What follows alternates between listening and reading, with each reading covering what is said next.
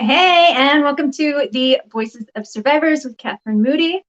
Super excited. We're here sharing our voices from different survivors of abuse, shining a light for those who may still be in the thick of it, and showing that there's hope after abuse and there is healing possible. And you're not alone. And there are plenty of others who have gone through it and are ready to share how you can get out. And I have been through both like parental childhood abuse and relationship abuse, sexual abuse. It ran the whole gamut of like verbal, emotional. You didn't really have much physical unless you are like me and you count spanking in childhood. But I'm super excited to be on the other side and in the healing process. It's, of course, a journey and always uncovering different layers. So, even now I've got triggers that I still have to work through, and mostly from out of the survival mode that the beginning tends to be, and getting my way towards thriving. And I'm super excited to be joined today by Alaina. And she's got a wonderful story from, having her own childhood abuse to different relationships and alcohol and other substance abuses. So I'm super excited for her to share her journey. So Alaina, I'd love for you to jump into your experience with abuse. Hello, my name is Alaina Bramble, and I am a subconscious parenting coach. And yes, I come from a pretty, what most people would consider average upbringing, but unfortunately for me, both my parents came from very codependent and a lot of mental health issues in their families, as well as their own issues around alcohol and dependency. And so I was raised in the thick of it. And both my parents are actually marriage family therapists. So it put an interesting spin on life because as much as they helped other people in our own household, feelings and emotions weren't something that you had or that you dealt with. And so as a product of that, I wound up to the world at a really young age of 16 and immediately fell into two very abusive relationships back to back.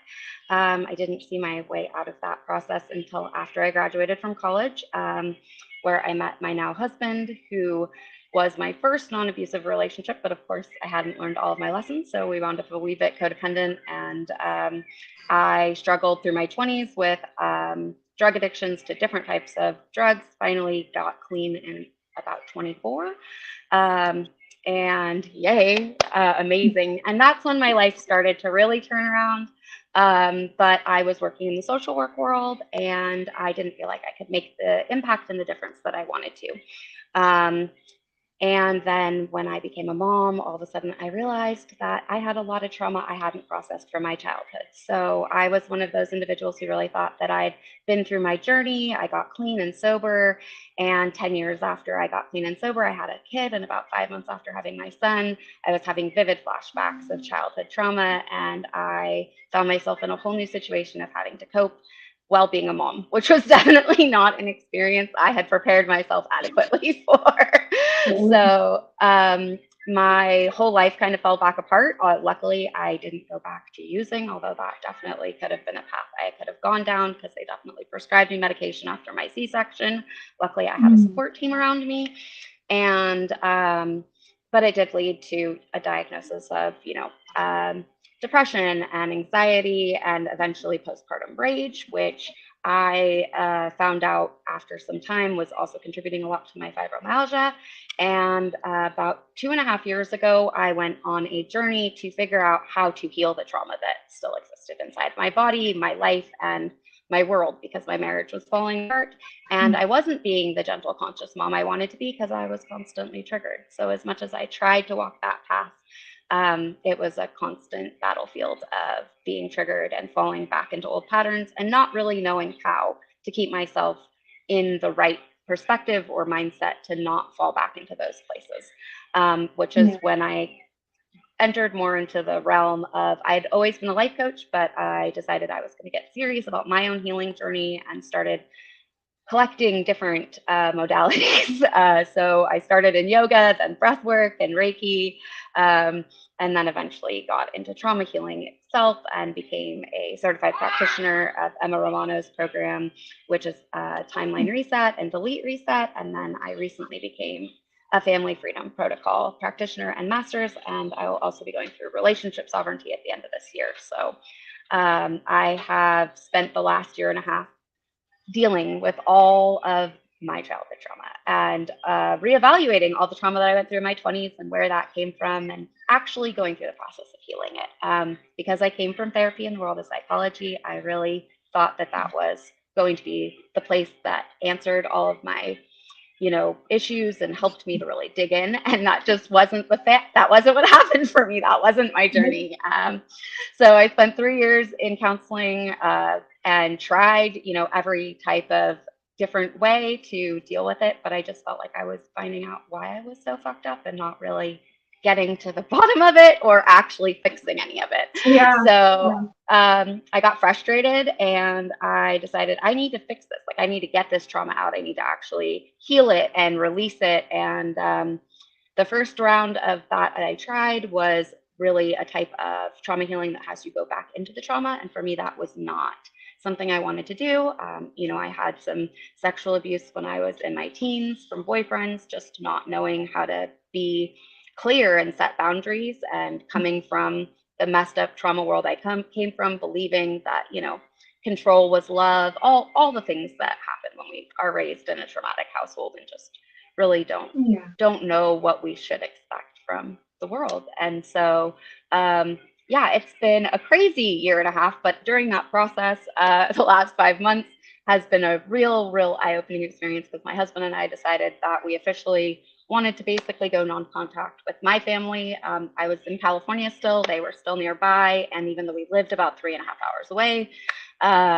it would creep in. I have a mom that doesn't settle with boundaries. So as much as I, stated what I wanted and what I didn't want around me and my son, it was never listened to or complied with. And so we basically picked up our whole lives 5 months ago, sold our property and our home and our Airbnb outside of Yosemite, and moved to the big island of Hawaii and just completely relocated our lives.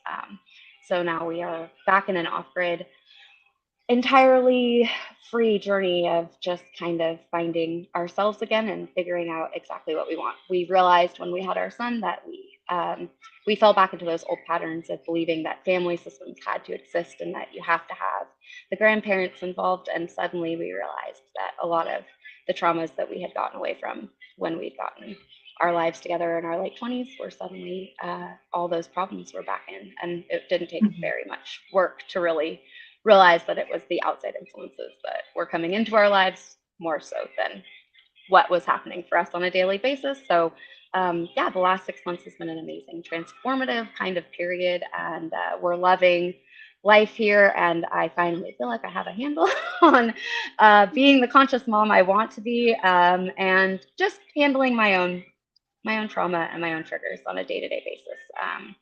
That's a little bit about me. Yeah, absolutely.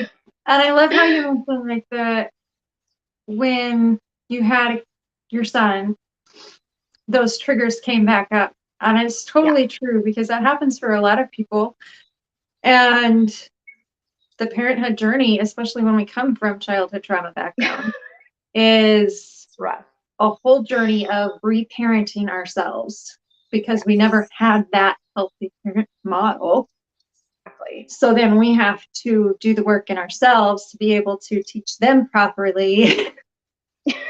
And a lot of the triggers do come up because we notice the patterns, and then we see,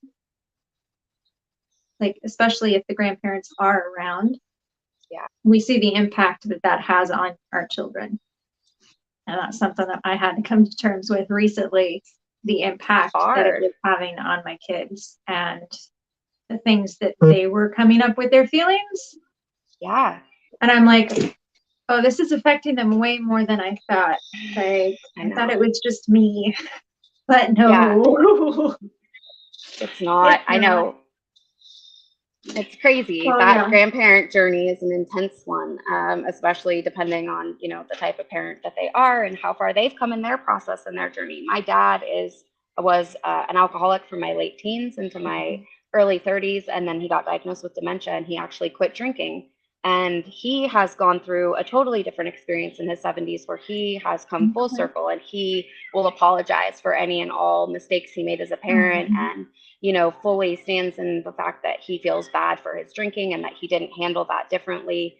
My mom is not one of those people. She's very much like your textbook narcissist, right? Like, it's always my fault. It was my fault that those things happened. I was the kid that wouldn't sleep, so she had to sleep train me, and she had to do the things she had to do, even if I tell her, like, hey, I had terrible insomnia for 14 years because of the sleep training and how things were handled, and then you still tried to forced me to sleep train my son and didn't understand when I was stressed out and flipped out on you about why that would be an issue, that you still wouldn't take any responsibility or any, she's just not one of those people. And basically that was what happened for me. And my journey was, I came to her and said, like, hey, let's fix this. I don't want to spend my adult life, screwed up with you. Like, there's a way to do this.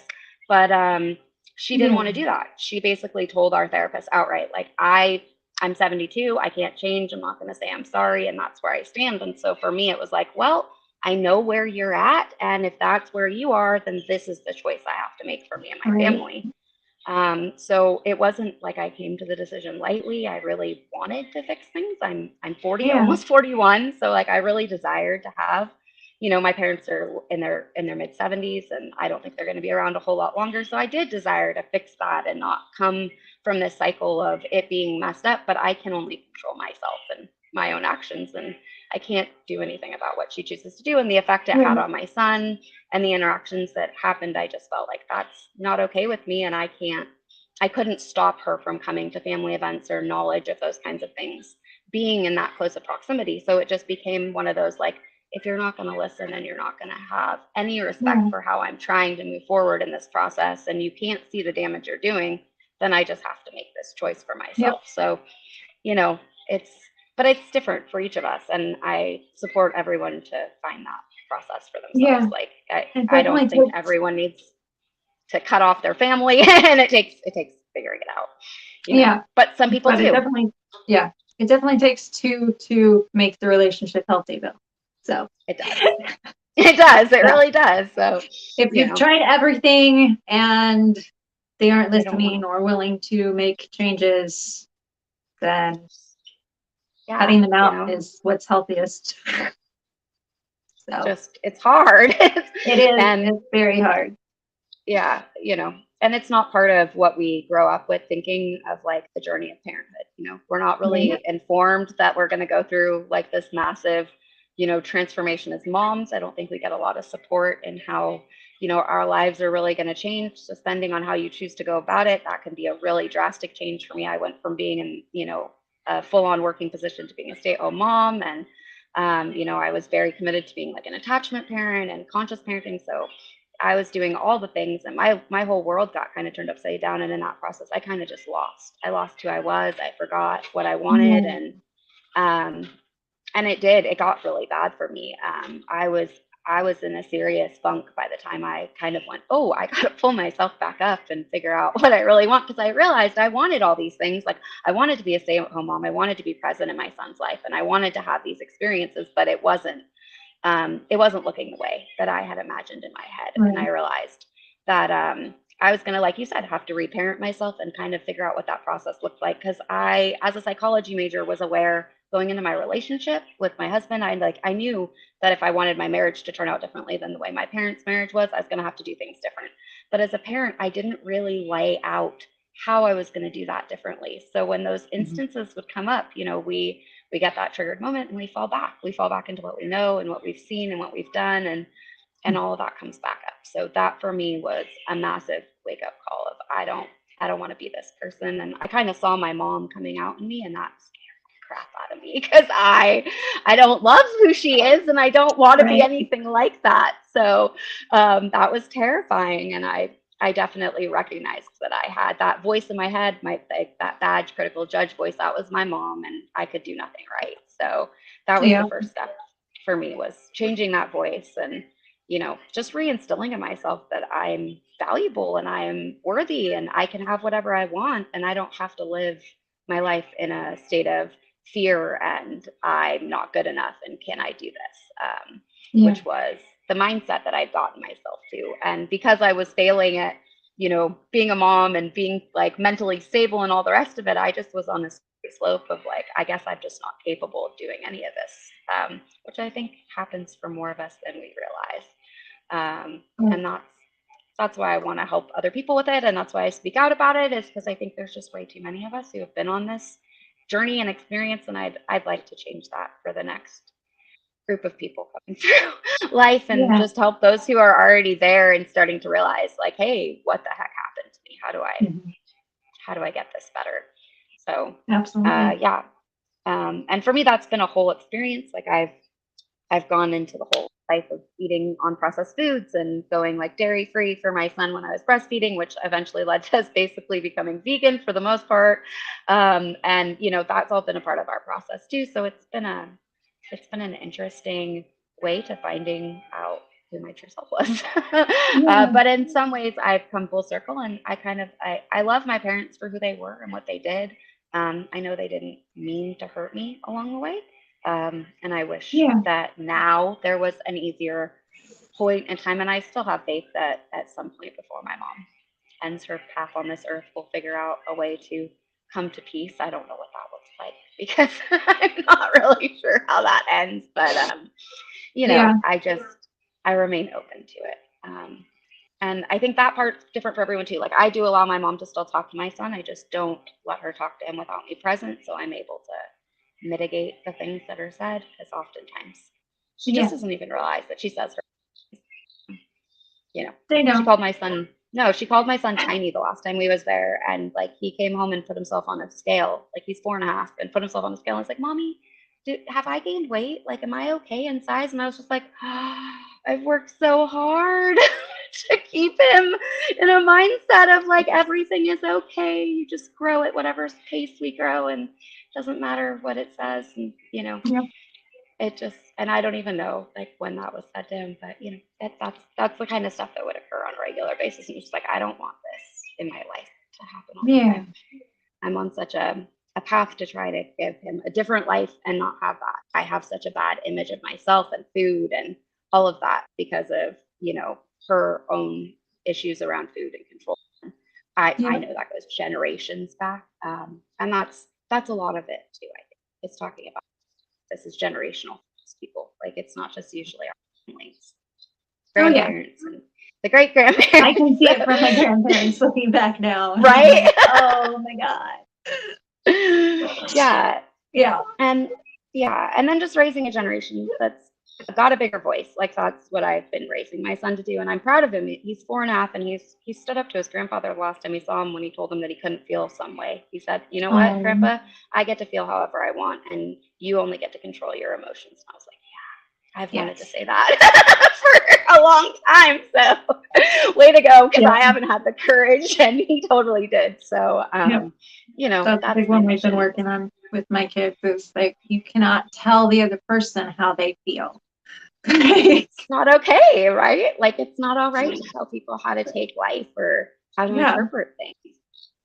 And that's a big part of it too. I think in general is teaching others how to listen and be compassionate. Like we've kind of missed that, I think, in our generation. We, Yeah. oftentimes we want to share our Suppress, stories. emotions Yeah, are right. weakness.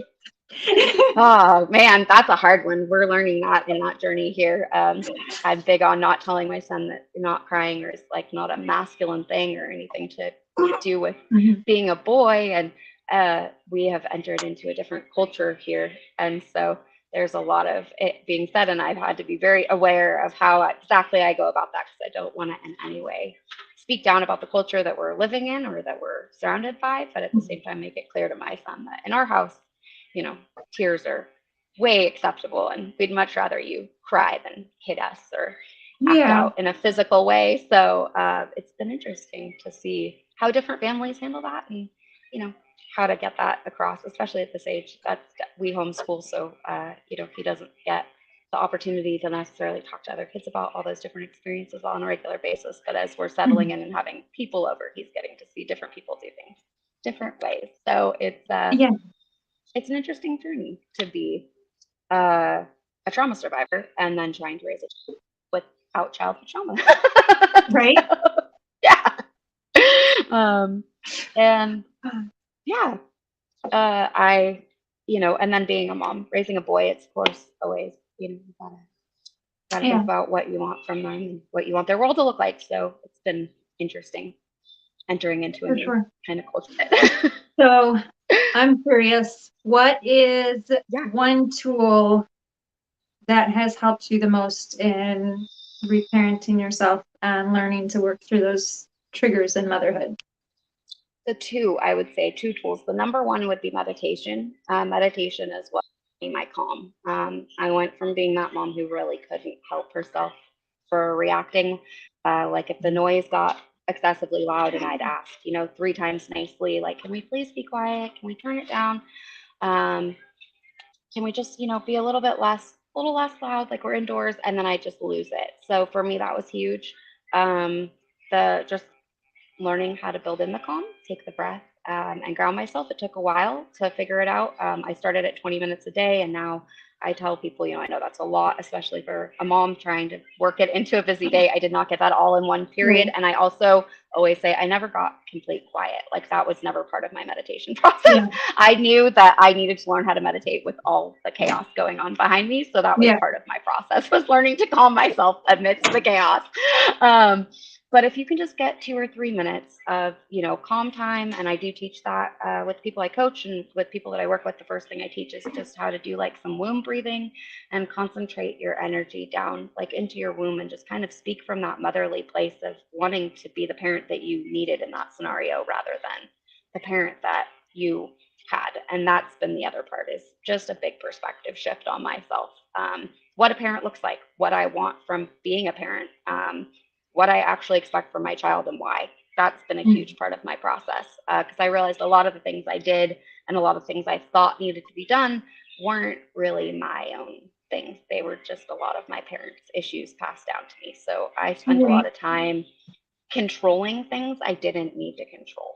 And that was huge for me, realizing that I didn't need to have the ultimate power over my child, that I wanted to not have my relationship built on this dynamic of shame and guilt and respect, but of like actual connection and, empathy and compassion and kind of just connection, instead of parenting from a place of disconnect and kind of like, you can't do that. Parenting from a place of like, why are you acting that way, and what's going on, and how can I help you get through this, and what do you need from me, how can I help you figure out how to regulate your nervous system in this scenario, because my son is his own little being, and he is definitely not like, he's got all his little neurodivergencies and all the other wonderful little pieces of him like I do. And so, it's not always a straightforward line with him of linear decisions or rational, often what works for us is not what works for other people. So it's a very much a try and see what works. So it's been a big part of my process, just relearning, because I did come from that world of psychology, and I worked in daycare centers. And so I was really, attached to this idea of how we raised people to come into the world. But as I became a mom and went along my own journey, I realized like, I'm not the type that sits in the normal positions. Like I like to live my life off grid. We don't live our lives in the typical ways. We haven't worked 9-to-5 jobs since 2008, my husband or I. And so, I realized like, why am I trying to make him fit into this dynamic or into this world that I've created that doesn't even really necessarily exist? So mindset for me, meditation and mindset were the two biggest changes. And then healing the trauma, because I could do all of that, but if I didn't actually figure out why the triggers were happening and what was going on, and actually go in and, speak to that little her inner child that was in me and figure out what was so wrong or what she needed that wasn't given to her in that moment. I wasn't able to actually change how I reacted. So that it was definitely like a 3-part process for me, I would say. Yeah. Finding the calm, then changing the mindset, and then healing that trauma. And it's a lifelong journey, is what I always say. Like, it's never something that's going to be done. This is a process, and that's what all the I love about. phases of growing. Yeah, exactly. And like I that's what I love about like my mentor is the process she teaches, and that's why I became a family freedom protocol practitioner. Is it's self-help tools. So like I help people learn how they can fix these things for themselves in the long term. And how to do that for themselves going forward. Not that doesn't mean we aren't going to need help along the way, but if we have a good set of tools in our toolbox of how to deal with that trauma and future traumas when they arise, then I feel like we have a much brighter outlook on the world. And if we can kind of go into each day feeling like I've got this, instead of going into it each day like, oh God, what's going to come up today? And how am I going to screw my kid up? Which was where I lived at before. I was that mom that, went to bed crying most nights because my intention in the morning when I got up was to be this great connected mom. And then, I would try to do all the great things as a homeschool mom. We'd go to cook in the kitchen, and then I would want him to, precisely measure and not make a mess, and like all these things that are not going to happen. Kids do these things, right? That's just not the reality of how it goes down. So now I'm screaming and yelling, and my kid's upset and crying, and now I go into bed, sobbing that I'm broken and I can't do these things correctly. And the reality was none of that was true. Like, that was all just unfortunate set of circumstances. I believed, because of my childhood and what that had looked like, that that was how that had to go down, or that was what needed to happen. So changing all of that, and that was probably the hardest process with my husband, was helping him see that we don't have to live our lives in all the ways that we were taught to by our families. Like, it can be a great childhood. We can still have had a wonderful experience and all of that, but maybe there's still stuff we just don't enjoy, or maybe there's a lot of shame or guilt used around something in particular, and you don't want to feel shameful about that thing in your life anymore. Like, you don't have to. And that's the beautiful part about the whole process. And I think of conscious parenting and gentle parenting in general, right, is we get to change that whole narrative for ourselves, for our kids, for the next generation.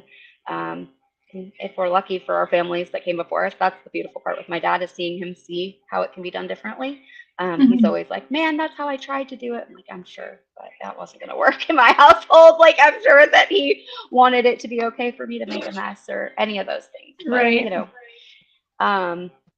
and then just, finding pride in all of that, instead of defeat in like the family breaking down and the not having connection with my parents.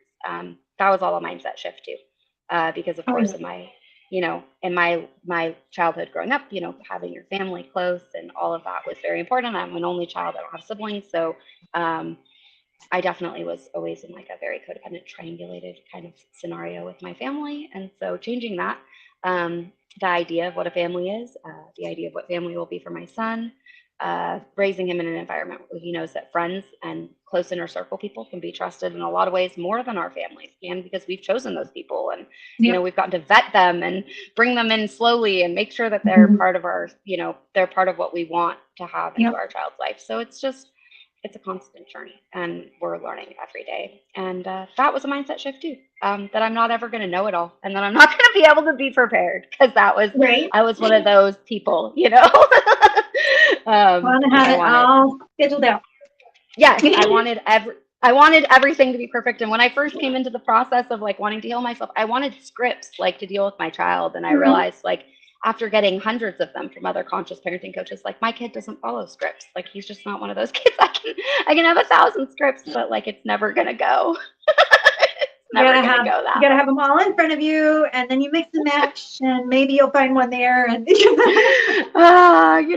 and I did all the things of torturing myself, listening to thousands of hours of Audible videos. And, I came from that background, and my emphasis in psychology was in attachment theory. So I really had a solid understanding of how the mind works and how a child's brain, functions, and what we can expect developmentally. But even having all that knowledge, I still had unreasonable expectations and things that, had been taught to me to be the norm, that I really had to rethink and evaluate. And that's been the biggest part of the process now, I think, in the current process, is that, just constantly questioning myself when I come up against things where I do see my son struggling and facing that with, is this something that he really needs to struggle through, or is this something that like I can modify because maybe I just have a belief system that this is how it has to be done, and maybe that's not even the case.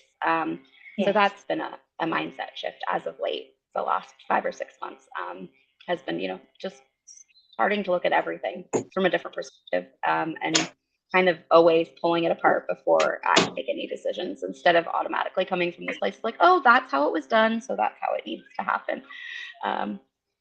But it's a lot more fun when I'm coming from this non-triggered location, and my marriage is more peaceful, and that's been my most recent part of my journey, is kind of learning how to conscious parent my relationship, because that was also terrible, coming from family with codependency and trauma. My parents didn't have a good healthy relationship, so relearning that is also a full part of the process, and I'm just grateful to be on the other side of it. And I just did never expect parenting would be the cruxus. That I think that's the biggest surprise for me. And I think that's probably for most women. And I realized that, like, I became a mom later in life, and I started to really realize how much I may have even judged other women in my life and my relationships because of the processes they were going through. And I realize now that, I probably lost friendships because those friends were going through triggered times, and I wasn't able to recognize in my moment that they were struggling, probably with the process of being a mom and what was coming up for them. But I wasn't in touch or aware enough with what was happening to, support them in the way I wanted to. So I think that's really important. That's why I love you having your show, and, people having that voice, is so that we can all hear that that doesn't have to be that way. And I know for me, it still feels good when I hear other people have had a similar experience. It's like, yay, I'm not alone. Because I think we all feel like it's a solitary path, or, that we're fighting this all by ourselves. And that's the hardest part, I think, for most people, is thinking that. I know that's how I felt. I was living in this tiny little rural place, and then, the pandemic hit. And so I was really isolated suddenly from a lot of people. My son was like 18 months, and I was just kind of figuring out like what was going on. So that was definitely part of my journey, was figuring out how to get that help from a shutdown world. So that was, thank God for the social media and the internet, because otherwise I wouldn't have found the help I needed in the time I needed it. Thank God for Zoom and all these lovely little systems that we've been able to set up where we can really like actually do this kind of work. And I've been lucky enough to do, practitioner trainings in this format, and it's really allowed me to have a whole different opportunity. Whereas I think, 2 years ago, those opportunities may not have existed. Like, I know my mentor wasn't offering online formats. She was only teaching in person prior. So, before that, so, it's been an interesting process. And it's interesting because there's a lot more of us, I think, speaking up and coming out. I know I see a lot more on social media now than I ever did when I first started in my parenting process 4.5 years ago. Like, I don't feel like there was as many gentle families or conscious parents that were speaking up about what you could do and how you could do it. So that makes me super joyful to see how many people have kind of come around to it, and, seeing that there are just a lot more content going around and conversation. So I think that's what it really is. All of us just opening up conversations and for sure having them. So yeah, absolutely. It's been like a wild ride, just seeing how things are playing out, and how much is coming like forward on the internet since everything shut down. It is. People are like, the awareness is there now more than ever. And abuse is definitely one of those things that is not talked about a whole lot. It's stigmatized and taboo and all the other things. And it gets to be super isolating. And that's why abusers get away so often. Exactly. So often. And a lot of abusers will pin people against the victim, making them look like the crazy one who needs help. And yet That was my first experience coming out when I was 16 and I was living out on my own. I wound up in one of those situations exactly like that with a very abusive boyfriend who, to the outside world, seemed like he was, very, calm, cool, and collected. But on the inside, what was happening inside our house was definitely not what was being portrayed to the outside world. And the more I realized the bad situation I was in and tried to pull back, the more controlling it got. And that was probably one of my biggest breaks with my mom. Was I was about 19 and I came to her and said, like, I need help. And she was like, you got yourself into this situation, you get yourself back out. And I was like, oh my God, how could you? Like, I'm asking you to help me out and you're literally like just turning a blind eye and saying, nope, figure it out on your own. Like, I don't know how. And especially in my healing journey, it was like, wow, like you could have helped me get through something that I'm pretty sure she went through herself and that it was triggering for her, in that process. But like, we do different. So, but I was lucky. Again, my dad has always been like this very steady force in my life. So after going to my mom, I literally spent like 6 weeks planning how I was going to leave and when he would be gone and when I knew I could kind of stop. And I wound up gathering all the information and I got a hold of my dad and one of my dad's good friends and I gave all that to them and I slipped out and they went in and got all my like personal effects and I was able to get out of that situation. But if I hadn't had the resources that I'd had, if I hadn't had a dad that was willing to step into that spot, if I hadn't had, friends and a support system to go to, I would have not been in a good scenario.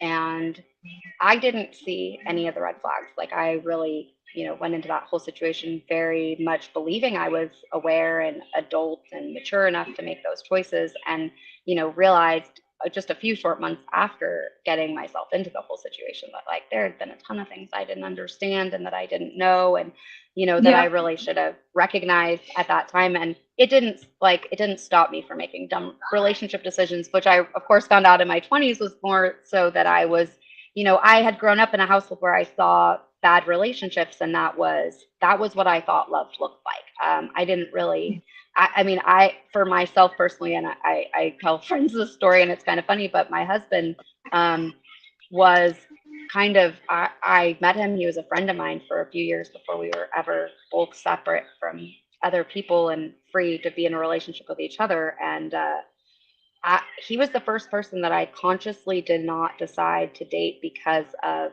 how I felt about them, but actually because of the relationship that we had, because I had realized that I didn't have good decision-making skills when it came to that. Like the people I was attracted to were always going to be the people who were really screwed up and traumatized, and they were going to be those ones who were going to not treat me well because that was how I had trained myself. And the things I was naturally attracted to were not the right qualities and aspects of what you wanted to look for in someone, but I wasn't aware enough at that point in my life to like just fix that part. I just knew I wasn't intelligent enough to fix that. And so I really did like make a conscious decision when I started dating my husband of like, I'm not attracted to him in that way. And I think that's why our relationship worked, was because I actually for once stepped out of, that idea and was with somebody who I trusted and who I knew and who. Oh, I think we lost you. All right. I may continue this later on and bring her back on, but we'll go ahead and end this here. So if you're in the thick of it and you're needing support, you can reach out to me or Alaina or fill out the form below. If you are ready to share your voice. Oh, maybe she's back. There it is. She's back. I was like, what happened? The internet must have dropped out temporarily. I apologize. Yeah. So yeah, but I think that that part happens for all of us differently too. But I like to help my friends who come from traumatic places. I kind of evaluate that when they start looking at like relationships and what hasn't worked is, frequently we don't even realize that because we've come from these traumatic situations that we make poor decisions or don't choose the right parts around it or have the right aspects of what we're looking for in somebody coming face to face with it. So, learning that whole process and hopefully being able to walk my son when he gets older through that whole process of, what you actually want to look for in a good, stable relationship, even in friendships. Yeah. Yeah. So yeah, that's kind of been part of the newer part of my journey these last 6 months, is really realizing that I get to rewrite how all of that looks. Myself, my kids, my my future, because I really I wasn't aware of how much of it was really written in this kind of icky and traumatized way until I really started looking at that generational, the grandparents, the great grandparents, and how it all just. Oh. Yeah. So, and then being aware of like the mental health issues that existed in my family, and realizing now that a lot of that probably was triggered as well. So yeah. Um, and moving forward, I just really want to help people with their children and help understand like how they can come at it from a different location and a different place. That's why I call myself a subconscious parenting coach, not just a conscious parenting coach, just because I work with subconscious like mindset and kind of rewriting what it is Yeah. that we, believe in Yeah. there, those The limiting beliefs. subconscious definitely runs everything, even when we Everything. don't think about it. Oh, So, that's where you gotta, yep. That's the root yeah, of everything. So, it is. I mean, And as much that's, as you can consciously think you're gonna choose something, the subconscious runs the show. it does. So that's what I like to delve in, and that's where my interests lie the most, just because I've realized so much of my world has been shaped by, my subconscious brain and my own limiting belief patterns. And this experience of moving to Hawaii over these last 5 months has definitely just been one of those massive leaps in life, and like one of those opportunities to manifest something where you don't realize exactly like how big of a thing you're actually manifesting into your life until after it's happened. Yeah. And so that was kind of, it was driven from the trauma, but it's allowed us to make so many other changes, and just so many other change our reality in just so many other ways, that it's been a really fun process to realize that a lot of why I was staying in California, a lot of why I was still living my life the way I was living it, as much as I believed that I had kind of stepped out of all of that, was still a lot related to what I believed a family system looked like, and my need to stay close to that. And when I was able to release that, it was incredible what was suddenly available for us as a family, and for myself as a future, and what I had the opportunities to do, and how I could kind of move forward in doing that. Because we didn't think when we came a year ago to Hawaii that we were going to move here. We didn't, when we said to each other, my husband and I, that we wanted to move, we didn't think that it would happen that Right. fast, or that we'd be able to have it be that quick of a change. But it was kind of one of those things, like once we put the intention out there into the universe, it became a thing of its own. And the parts and processes that happened from there were really just a part of us leaning into faith that everything was going to work out, and just that this was what we wanted, and that was how we were going to go about it. Not rather than coming at it from the perspective I had been raised in, of like fear, and you Right. can't make these choices, you can't make big life decisions just because you desire to change something. And that was kind of neat for me to realize that I just had a lot of fear. I was living a lot of my life based in fear.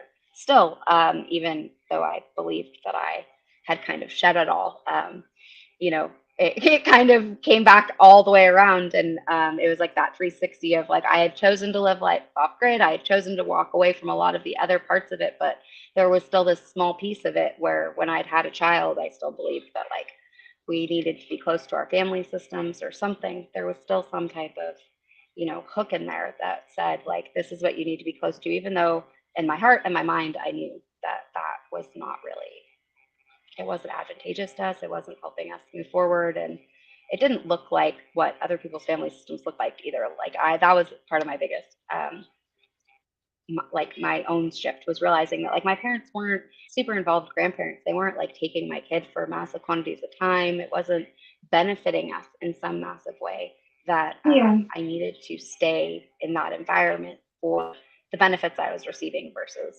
the negative aspect. So, and then, to actually be able to make a big move like this, after thinking your whole life that you kind of are stuck staying in one spot, that freeing feeling was amazing. And then actually doing it and accomplishing it and being able to stand on the other side and feel like, wow, you really can just make a choice one day that you want to change your whole life, and then just pick up Yeah. and do that. It's not, that really is something all of us can do. That's not just like, it's not a fairy tale. It's not a wish. It's not just something you hear about.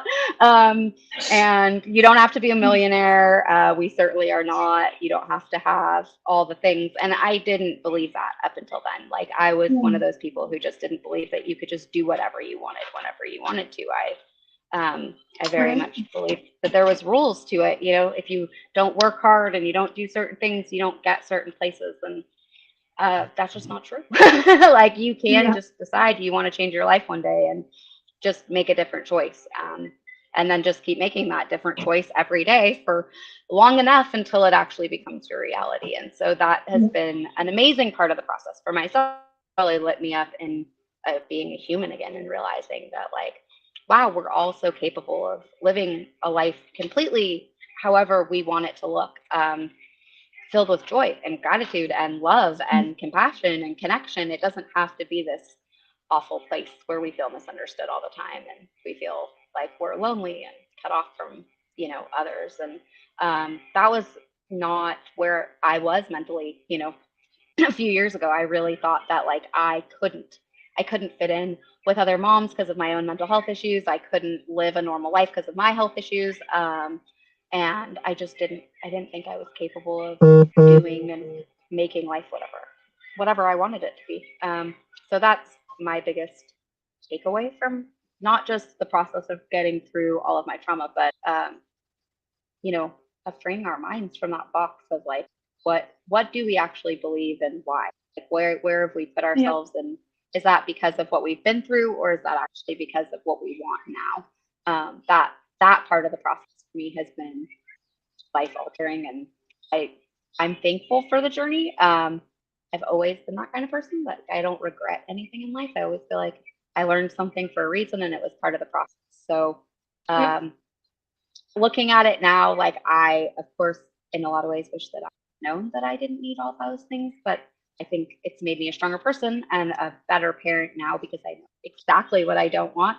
And I saw it firsthand. You know, it wasn't just like I believed in my head, like, oh, I don't want that to happen because it might have this effect. Like, no, I saw how people saying different things or having different belief systems being held could really change a kid at a young age. And I didn't believe that. Like, I was very much a part of that, like, psychological belief system of, like, well, you know, if they're not around them all the time and they're not constantly, like, having the effect, then they're not really gonna, you know, they tell you that, like, I heard this so many times from my therapist, like, you don't need to cut off your family because, you know, your mom's not with your son for more than a couple hours every couple months. So it can't have that big of effect on him. And for, like, a good couple of years, I believed that until, you know, I kind of took off my own blinders.